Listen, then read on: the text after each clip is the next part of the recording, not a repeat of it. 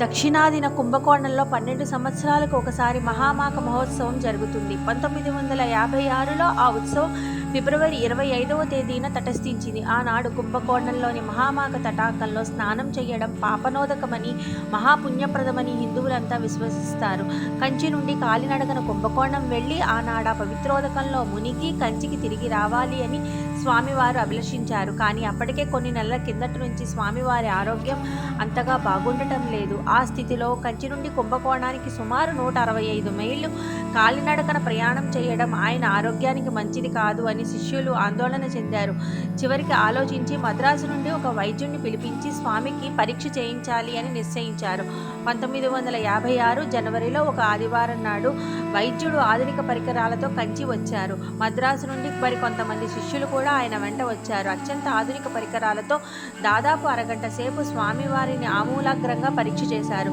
పరీక్ష చేసి ఆయన ఆరోగ్య స్థితిని వివరించడానికి డాక్టర్ సంసిద్ధుడయ్యాడు. ఇంతలో డాక్టర్ చెప్పబోయే మాటలకు స్వామి అడ్డు వచ్చి నిదానంగా మందస్వరంతో చిన్నపిల్లాడిలా ఇలా అన్నారు, నా దేహస్థితి గురించి ఇప్పుడు మీరేమి చెప్పబోతున్నారో దానిని నేను మీకు వినిపిస్తాను, వింటారా అని. స్వామి ఏమి చెప్తారా అని వినడానికి అందరూ సంసిద్ధులయ్యారు. పరమాచార్య స్వామి వారు చెప్పటం మొదలుపెట్టారు. స్వామికి వయోరియా అనే పండ్ల జబ్బు ఉంది. అందుకు గాను కొన్ని దంతాలను పీకవలసి ఉంటుంది. ఇది మీరిచ్చే మొదటి సలహా. ఒకవేళ అది నిజమే కావచ్చు, కానీ అలా ఆ దంతాలను ఆగివేస్తే నేను మంత్రాలను సక్రమంగా ఉచ్చరించలేను. పోతే నా ఊపిరితిత్తులలో రెండింటిలో ఒకటి సరిగా పనిచేయడం లేదని మీరు చెప్పదలుచుకున్నారు. ఇప్పుడు కాదు, 1930 నుండే అది ఆ స్థితిలో ఉన్నది. తర్వాత నా పత్తి కొడుపు పేగు విషయానికి వస్తే తరచుగా నేను చేసే ఉపవాసాల వల్ల, వేళాపాలా లేకుండా అకాల భోజనాదుల వల్ల నా కడుపులో పేగు సరిగా పనిచేయటం లేదు అని మీరు కనిపెట్టారు. అంతేగాక నా ఎదురు రొమ్ములో రక్తం గడ్డకట్టుకుపోయింది. మీరు చెప్పదలిచినదంతా నేను సరిగ్గానే వినిపించానా, ఏమైనా పొరబడినానా అని అడిగారు స్వామి. ఆ డాక్టరు ఆశ్చర్యపోయారు. నోట మాట రాలేదు. ఏమి చెప్పాలో తెలియలేదు.